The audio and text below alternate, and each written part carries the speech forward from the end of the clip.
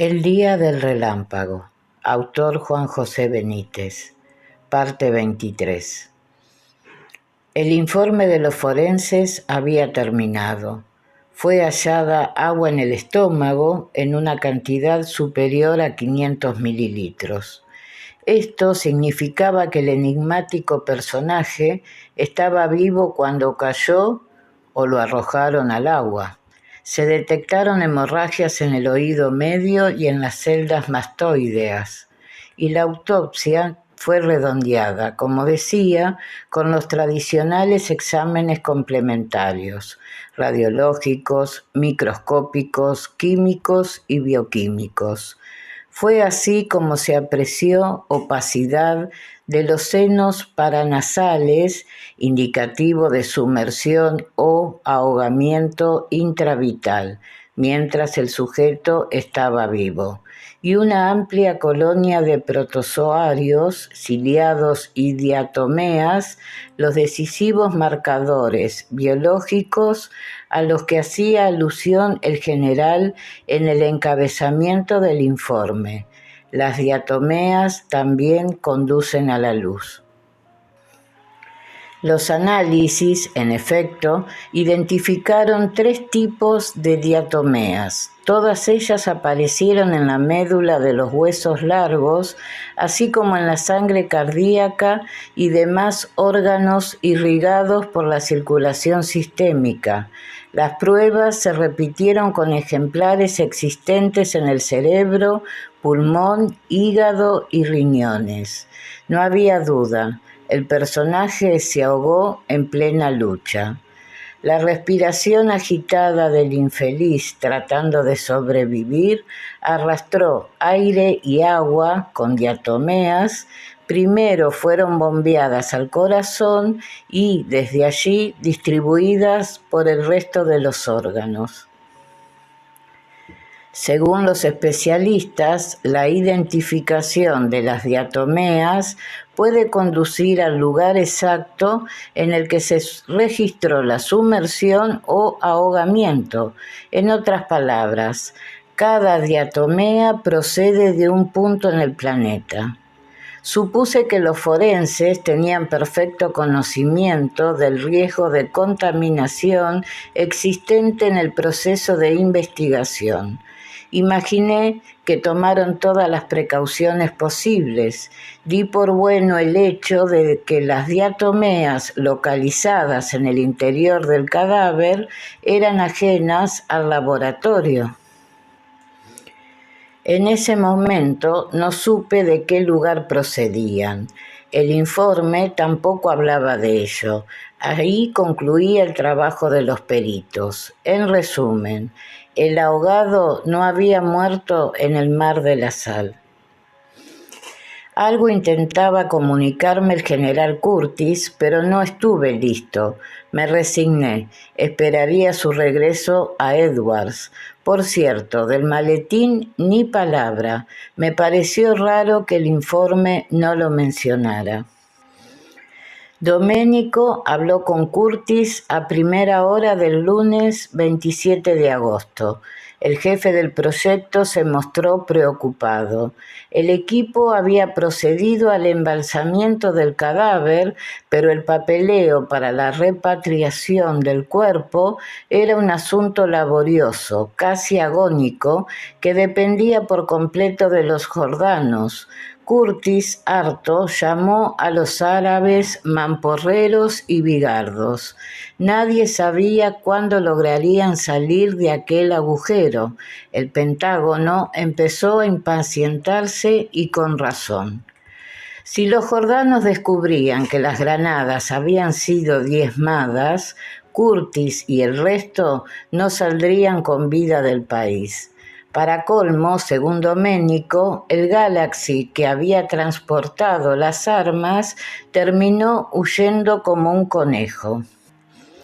Se necesitaba un transporte con urgencia que aterrizara en la base aérea de Azraq y rescatara al general, al equipo y el féretro con el cuerpo del misterioso personaje.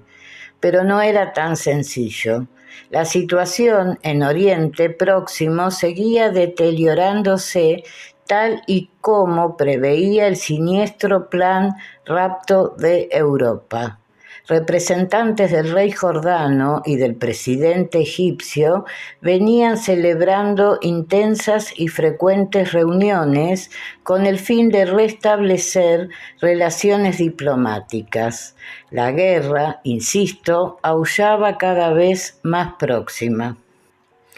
Si Jordania establecía relación con Egipto, dada la inminencia del conflicto con Israel, la suerte de Curtis y los suyos podía verse seriamente comprometida, y no eran frases hechas.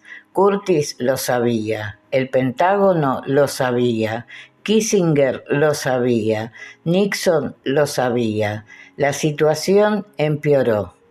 Las explicaciones secretas del gobierno de Estados Unidos sobre la presencia del astronauta en el Mar Muerto no fueron del agrado de Amman. La embajada norteamericana en Jordania cursó una nota confidencial al rey Hussein, explicando que el fallecido era miembro de una expedición conjunta y humanitaria entre judíos y norteamericanos para la investigación del mosquito Anopheles, el del paludismo. Jordania, naturalmente, no tragó. Y Curtis, volviendo a insultar a políticos y a militares, llamándolos rijosos y segundones. El general según Doménico se subía por las paredes. Yo dividí mi tiempo entre el avispero en la revisión de los diarios y las consultas en el Dryden sobre la naturaleza y el origen de las diatomeas aparecidas en el cadáver. En el Centro de Investigación de Vuelos de NASA no sabían gran cosa y me remitieron a los departamentos oceanográficos de las universidades. Lo único que saqué en claro en aquellos momentos es que las referidas diatomeas procedían de Hungría, Texas y Baja California Sur. Mi confusión se multiplicó. Aquel infeliz se había ahogado a miles de kilómetros del Mar Muerto. El ayudante interrumpió las primeras investigaciones sobre las diatomeas.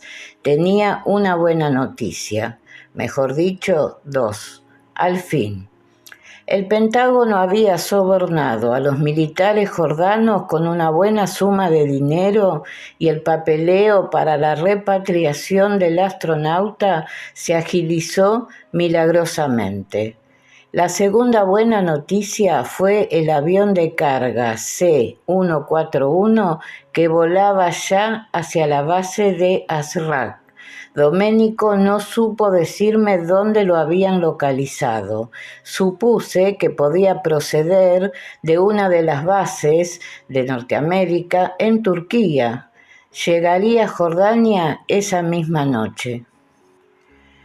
Según el ayudante, nada más aterrizar el C-141 cargaría el féretro y el equipo escaparía del lugar rumbo a Atenas. Allí debían recoger a otros norteamericanos y hacer una nueva escala en la base de utilización conjunta de Torrejón, en Madrid, España. Si todo marchaba bien, para el 30, jueves, Curtis y el resto se hallarían de regreso en Edwards. Si todo marchaba bien. Y todo fue perfecto, o casi. El avión partió de la base de Azraq y tomó tierra sin novedad en Atenas.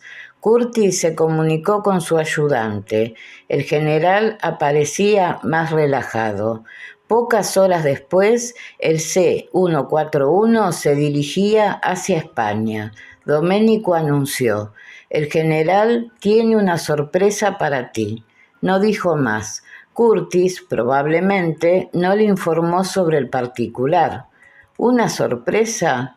No me gustaban las sorpresas de Curtis, y me la dio, ya lo creo que me la dio.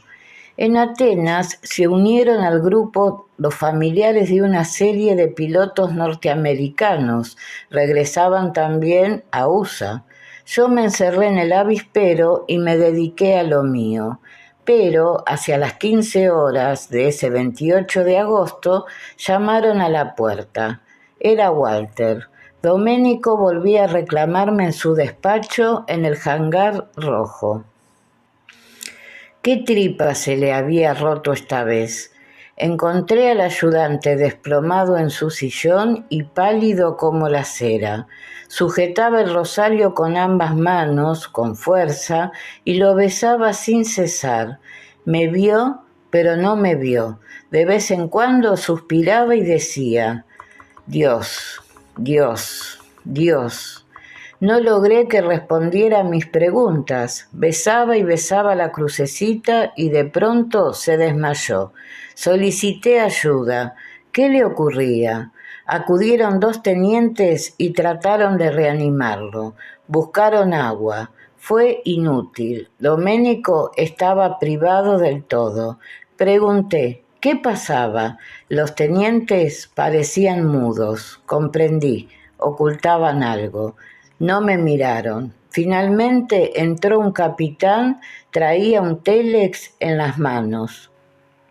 Observó la escena y se dirigió a uno de los teléfonos ordenando el envío de una ambulancia y dejó el papel sobre la mesa del ayudante. No insistí, nadie deseaba hablar. Al poco llegaron los sanitarios y se llevaron a Doménico. Se le cayó el rosario. Me agaché y lo recogí con el propósito de devolvérselo, pero el ayudante ya no estaba. Fue entonces, al quedarme solo y cerca de la mesa, cuando reparé en el télex que había traído el capitán.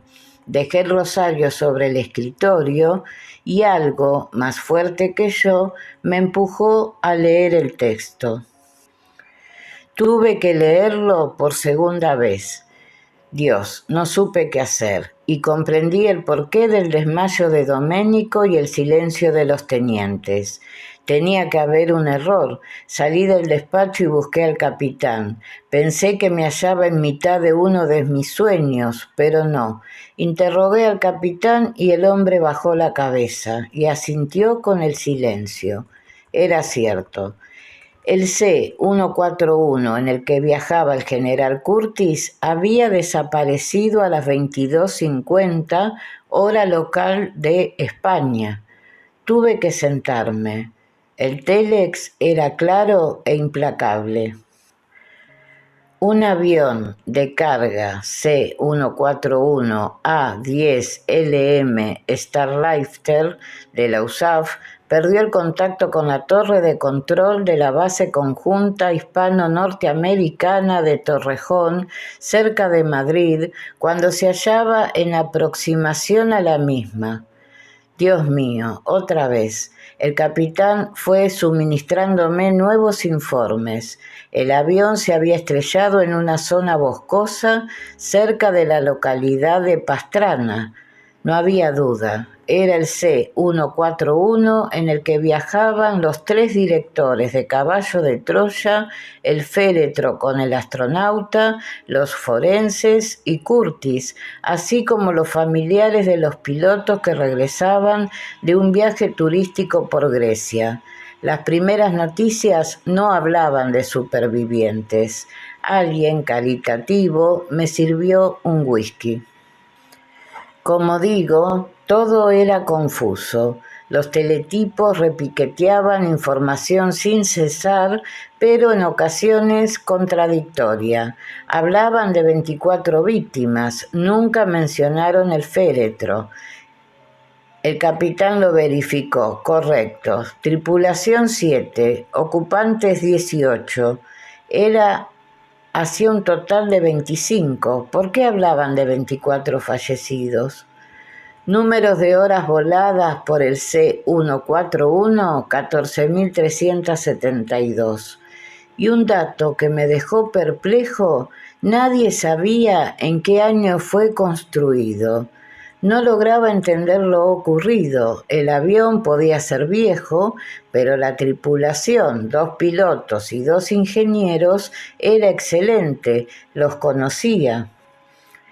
Curtis era un tipo peligroso. Yo no comulgaba con sus ideas, pero tampoco le deseaba una muerte así. Sentí una enorme tristeza y pensé en Estrella, la generala. ¿Le habían dado la noticia? El capitán dijo que no sabía, era mejor esperar. Estuve de acuerdo, convenía confirmarlo todo.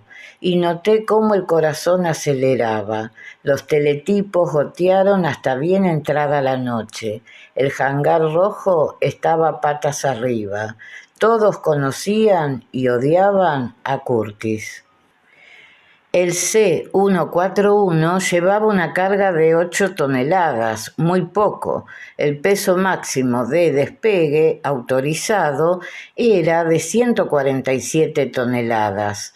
Tras una escala en Torrejón, el avión tenía previsto continuar a la base de Nueva Jersey y de ahí a Edwards. Domenico no regresó. A las 3 de la madrugada se facilitó la lista de fallecidos, así como la identidad del único superviviente. Curtis y el resto aparecían en el télex. El ocupante con vida era el navegante William Ray. Los vecinos de un pueblo cercano al lugar del siniestro lo habían rescatado de entre los hierros retorcidos y humeantes. Al parecer, fue trasladado al hospital más cercano. El aparato, decían, perdió altura en la aproximación y fue a estrellarse contra los olivos. El C-141 se partió en 2 y se incendió. De madrugada empezaron a llegar fotografías del siniestro. Me sentí hundido. Los restos del avión se hallaban esparcidos entre encinas y olivos. Algunos bomberos procedían al apagado de los rescoldos. Dios mío, el aparato aparecía boca abajo. Qué extraño. El impacto tuvo que ser muy violento. Los telex hablaban de 250 nudos, 463 kilómetros por hora, al chocar con el monte. Y no sé por qué me vino a la mente un sueño tenido en la casa de campo de Curtis. En él vi los restos de un avión y las pieles de las callas de Puccini, de Onassis y de Kempis colgadas de los árboles. Me estremecí. ¿Por qué en la ensoñación no se veían los restos de Curtis? El destino tocó en mi hombro de nuevo, pero no caí en la cuenta. Me hallaba demasiado espeso como para andar con sutilezas. Y seguí pensando en Estrella, pobre mujer. Sus palabras sonaron 5 por 5 en mi cerebro. Curtis teme por su vida. Pero me enredé en las fotografías y en las informaciones que seguían proporcionando los teletipos y olvidé de momento los temores de la generala. Dios bendito. En poco más de un mes habían muerto 5 directores y el jefe del proyecto Swivel. No era extraño. Bien entrada la mañana del miércoles 29, intenté localizar a Domenico. No lo conseguí. Me dijeron que había abandonado la base en la compañía de Estrella. Supuse que el ayudante se había recuperado. Me pareció una buena idea. La generala necesitaba ayuda y compañía. Imaginé que estaban viajando hacia la casa de campo. Tenía que llamarla y darle el pésame. Pero deseaba hacerlo en persona. Lo dejé para más adelante. Y llegó un momento en el que todo estaba dicho sobre el accidente. Eso pensé. Decidí retirarme. El hangar rojo y el personal destinado era un caos. Tras la muerte de Curtis, nadie sabía qué hacer y lo que era peor, a nadie le importaba. Hablé con el capitán y manifesté que deseaba tomar unos días libres, asintió y comprendió. Tomó nota y nos despedimos. Y fui a refugiarme en el bar de Joko. El japonés entendió mi silencio y se limitó a llenar el vaso de buen whisky. Fue lo único que le pedí. La base estaba consternada. Fue allí en el bar donde supe que se preparaba un vuelo especial para trasladar a Madrid a los expertos de la UAI. Era lo mejor de lo mejor entre los investigadores de accidentes aéreos. Debían proceder al examen de los restos del C-141 y a intentar esclarecer las causas del siniestro. En el aparato, según Joko, volaría también una unidad de la AFI 91-204, otro grupo altamente especializado en accidentes de clase A, aquellos en los que hay muerto, invalidez permanente, pérdida del aparato y daños a la propiedad del gobierno por un valor superior a $2 millones. Eran los investigadores que investigaban a los investigadores, algo así como asuntos internos de la UAI. Uno de los jefes de la AFI era el teniente coronel Hansen, viejo conocido. El vuelo despegaría de Edwards a las 6 de la mañana del viernes 31 de agosto de 1973. Fue entonces cuando la vi entrar en el local. Vaya, qué hermosa era, parecía un apache. Lucía la hermosa melena oscura hasta la cintura y la túnica azul transparente. Se hizo el silencio. Se detuvo un instante junto a quien esto escribe y susurró: adelante. Y la bella intuición desapareció de mi vista. El bar recuperó el latir habitual y Joko me guiñó el ojo malicioso. El japonés la conocía. En cierta ocasión le dejó un sobre con una nota. Pero creo que sobre esto ya he hablado. No lo dudé. Hice caso a la bella y el viernes a las 5 de la mañana, poco antes del alba, me dirigí al KC 130F, el cuatrimotor que trasladaría a los expertos a la base de utilización conjunta de Torrejón. Me presenté a Hansen y el hombre, comprendiendo, me abrazó. No tuve que dar muchas explicaciones. Deseaba colaborar en el esclarecimiento del suceso. Me facilitó el ingreso y me brindó la ayuda de su equipo para lo que fuera necesario. Dijo sentirse orgulloso de mí. No entendí por qué. La verdad es que aquella actitud tan generosa terminaría favoreciéndome. ¿Y de qué forma? Lo que conseguí en España se debe en buena medida al teniente coronel Paul Hansen. Me acomodé y traté de relajarme. Por delante aparecía un viaje de 16 horas y organicé, lápiz y papel en mano, lo que debería ser mi investigación. Primero trataría de conversar con el superviviente, el teniente Ray. Después visitaría la zona del siniestro e interrogaría a los testigos, si es que lo sabía. Mi castellano estaba un poco oxidado, no importaba. El Padre Azul cuidaría de los detalles. Después ya veríamos. Y en un momento del viaje, súbitamente, como si todo estuviera mágica y minuciosamente calculado, acudió a mi mente el recuerdo de unos singulares sueños, todos relacionados con Curtis. Quedé asombrado.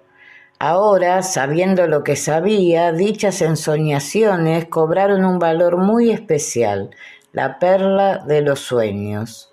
El primero, como relaté en su momento, tuvo lugar en febrero del 26, en plena aventura. En la ensoñación, quien esto escribe, se hallaba en Saidán, en el Palomar. Miraba por la ventana, era una noche estrellada, preciosa. De pronto, en el sueño, alguien tocó mi hombro derecho y lo hizo un par de veces. Me volví, pero no había nadie. Entonces oí una voz desconocida que decía en arameo: «Ya es hora de que vuelvas a la realidad». No comprendí y retorné a la ventana. Al poco, sin embargo, alguien volvió a tocar en el hombro, esta vez en el izquierdo, y por 3 veces. Me volví asustado, pero el palomar seguía vacío, y aquella voz sonó de nuevo en mi cabeza: 5 por 5. Deja de mirar por la ventana y regresa a la realidad. En esta oportunidad, la voz lo hizo en inglés. Y en eso llamaron a la puerta de la habitación. Era el maestro. Sonrió, alargó el brazo izquierdo y me entregó una de las ampolletas de barro utilizadas por quien esto escribe en la visita a Caná. En el interior descubrí un pequeño pergamino, estaba escrito en inglés, decía: «Curtis te precederá en el reino de los cielos», Isaías 29,8. Algo más abajo se leía: «Alerta, pero ten calma, no temas ni desmaye tu corazón», Isaías 7,3. Fin del sueño. Recuerdo que hice consultas. Las referidas citas de Isaías no me dijeron nada. Tampoco entendí lo de Curtis, no en esos instantes. Isaías 29,8 habla de sueños, pero no caí en la cuenta. En cuanto a la segunda parte, Isaías 7,3, Santa Claus confirmó lo que sospechaba. Se trataba de un error. La frase «alerta, pero ten calma, no temas ni desmaye tu corazón» no correspondía al versículo 3, sino al 4. Quedé intrigado y sorprendido por el sueño, pero ahí quedó la cosa. Curtis tenía 2 nombres de pila en la vida real. Uno era Isaías, y fue durante el vuelo cuando, papel en mano, me puse a jugar con los números de las citas bíblicas. Después de lo vivido con el código, me pareció normal. Era noche cerrada sobre el Atlántico. Me quedé hipnotizado. Miraba los números, pero no daba crédito. Era mágico. ¿Cómo era posible? Isaías 29,8 e Isaías 7,3. Podía ser leído de otra forma. 29 del 8 del 73. Dios santo, era la fecha en la que había muerto el general. Claro, Curtis, Isaías te precederá en el reino de los cielos. Quedé lívido y creí entender la segunda parte de lo soñado. Alerta, pero ten calma, no temas ni desmaye tu corazón. Alerta, sí. El destino me reservaba nuevas e importantes sorpresas. No temería, pasase lo que pasase. No desmayaría mi corazón. El maestro estaba conmigo. Y recordé otro de los consejos, en realidad una orden del general. Pase lo que pase y veas lo que veas, no renuncies. Mensaje recibido. El segundo, y no menos extraño sueño, también relacionado con Curtis, me dejó perplejo, pero no supe interpretarlo, no en esos momentos. Era lógico. Las cosas llegan cuando tienen que llegar. Sabía que el destino observaba con atención. A lo que voy. Esa segunda ensoñación tuvo lugar en la noche del 26 de julio en mi habitación en el pabellón de oficiales. En el sueño vi a un niño desnudo, boca abajo. Tenía la cara de Curtis. Una mujer le abría la espalda con un cuchillo y sacaba algo negro. Lo introducía en un frasco de cristal y me lo mostraba. Pensé que se trataba de pólvora. Lo probé. No era pólvora. Desperté como una nube palpitante se me echaba encima. El tercer sueño, igualmente referido, me dejó no menos atónito. En la ensoñación, registrada el sábado 11 de agosto en la casa de Curtis en la bahía de Pablo, se produjeron dos hechos, a cual más asombroso. El primero fue el recado de la bella intuición depositado en un sobre en el bar de Joco. En una cartulina blanca contenida en el interior se leía 29 de agosto. En el sueño sumé los días que faltaba para ese misterioso 29 de agosto, 17, y me dije 1 más 7, 8, vaya, el 8 es el número de la muerte según Eliseo. El segundo y alarmante suceso contemplado dentro del sueño fue la aparición de unas fotografías. En ellas vi los restos humeantes de un avión esparcidos por el monte. Al principio pensé que era rayo negro. Nada de eso. Era un avión con la cola en forma de T. Curtis no se hallaba entre los fallecidos que colgaban de las ramas de los árboles. Yo, al menos, no vi su piel. Verdaderamente, los sueños son el patio de atrás de los cielos. El resto del viaje fue sosegado. Pensé mucho y hablé con el teniente coronel Hansen. El 1 de septiembre, sábado, a las 7 de la mañana, hora local, aterrizamos en la base aérea de Torrejón de Ardoz, a poco más de 10 kilómetros al este de Madrid. Nos trasladaron a los pabellones y Hansen, con buen criterio, permitió descansar a sus hombres. Por la tarde, aunque era fin de semana, iniciarían el trabajo. Dejé las escasas pertenencias en la habitación de la residencia de pilotos y opté por iniciar la investigación de inmediato. Me sentía extrañamente nervioso. Algo iba a suceder, lo sabía, y a las 9, tras un par de consultas, me presenté en la habitación 109 del Hospital Militar. Allí encontré al teniente y navegante William Ray, único sobreviviente del accidente aéreo. No observé vigilancia alguna, ¿y por qué tenía que haberla? Ray era joven, se hallaba solo y aburrido, presentaba la pierna derecha escayolada, se extrañó al ver a un anciano de uniforme y con el cabello blanco. Intentó saludar, pero hice un gesto tranquilizándolo. Después, conforme fuimos hablando, Ray se sinceró. En un primer momento pensó que era otro de los oficiales que lo acosaban a todas horas. Estaba harto. En 2 días lo habían interrogado 30 veces. Por allí pasaron médicos, pilotos, ingenieros, policías militares, inspectores, controladores y hasta gente de la CIA. Lo habían fotografiado y grabado y le hicieron firmar una declaración de confidencialidad. No podía hablar del suceso ni con la familia. Lo tranquilicé. Estoy aquí, le dije, porque 4 de los pasajeros eran compañeros míos. Me contempló desolado y expliqué quiénes eran esos amigos. El general, replicó, lo recuerdo, era un pez gordo, muy gordo. Al aterrizar en Atenas, solicitó permiso para bajar y estirar las piernas. Deposité la mano izquierda sobre la frente del joven y comprobé que no tenía fiebre.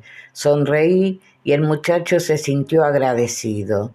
Con este gesto, creo, terminé conquistándolo y me habló con franqueza. No sabía qué había ocurrido, todos muertos menos él. Se le saltaron las lágrimas. La verdad es que tuvo suerte, mejor dicho, así estaba programado. Ray sufrió contusiones múltiples, sin mayor trascendencia, y fractura del fémur y del peroné derechos. Se recuperaba bien, y el teniente procedió a contar lo que sabía. No fue mucho, pero mereció la pena. Se hallaban en plena aproximación a la base de Torrejón cuando sucedió aquello. Faltaban poco más de 5 minutos para la toma de tierra, continuó, todo iba bien, ya sabe, de primera clase. Entendí, todo en el C-141 funcionaba a la perfección. Lo dejé hablar, yo no tomaba notas, eso le tranquilizó. Recuerdo que estábamos viendo las luces de la base al fondo. Fin del vuelo, pensé, otra tripulación nos relevaría. Entonces escuchamos aquellas palabras. Se colaron en nuestra frecuencia. Todos las oímos, los 4 que íbamos en cabina. ¿Qué palabras? Zorro 2. ¿Zorro 2? Así es. El que las pronunció era norteamericano, el acento era muy tejano. Estaba desconcertado. Nada de eso figuraba en los teletipos que había leído en Edwards. Las palabras, agregó Ray, fueron pronunciadas con lentitud y seguridad, y las repitió varias veces. ¿Cuántas? Quizás 4. Y pensé, esto tendría que estar grabado en la caja negra, pero no quise interrumpir. En esos momentos sentimos como el aparato se estremecía. Escuchamos un ruido en la parte de atrás del avión. Fue como una explosión. El C-141 vibró y caímos. No pude contenerme y pregunté, ¿saltaron las alarmas? Negativo, saltaron después tras aquel ruido y antes de la explosión. Negativo, todo era sin banderas, como le dije. Tras la detonación, el panel Panic se volvió loco. Guardé silencio. En mi mente se instaló una imagen aterradora. Los pilotos consiguieron enderezar el aparato, pero solo fue un espejismo. Oíamos gritos, se había declarado un incendio, las señales luminosas y acústicas convirtieron la cabina en un manicomio. No sabíamos qué hacer ni a dónde acudir. Todo fue espantosamente rápido. El teniente hizo una pausa. Los recuerdos dolían como metralla. Nos precipitamos contra el terreno. El golpe fue muy violento. Volábamos a 250 nudos, casi 500 kilómetros por hora. Todo empezó a dar vueltas, seguían los gritos, había fuego. El capitán gritaba, mierda, mierda. Entonces dejamos de dar vueltas. Yo estaba cabeza abajo, sujeto por los cinturones. Me solté como pude y caí. Los pilotos y el otro ingeniero estaban muertos, destrozados. Se escuchaban gemidos, había humo y fuego por todas partes. La pierna derecha me dolía, olía a carne quemada. Ray se detuvo agotado. Le proporcioné agua. En eso entró una enfermera, me miró de arriba abajo, dejó una medicación sobre la mesilla, sonrió y desapareció a la misma velocidad que había llegado. Tenía que darme prisa, pero no debía forzar al voluntarioso Ray, bastante estaba haciendo. No podía mover la pierna derecha, continuó, y empecé a gritar con desesperación. Las llamas me rodeaban. Creí llegada mi hora, quise rezar, pero estaba aterrorizado. Después apareció aquel hombre. Me habló en español, no lo entendía, se jugó la vida. Llegó hasta mí y trató de levantarme. No pudo, finalmente lo consiguió. Me agarré a su cuello con desesperación. Entonces me sacó del lugar. Llegó un segundo hombre, hablaron entre ellos, gritaban, finalmente se pusieron de acuerdo y cargaron conmigo. 1 minuto más y las llamas me hubieran devorado. Eso era todo, y no fue poco.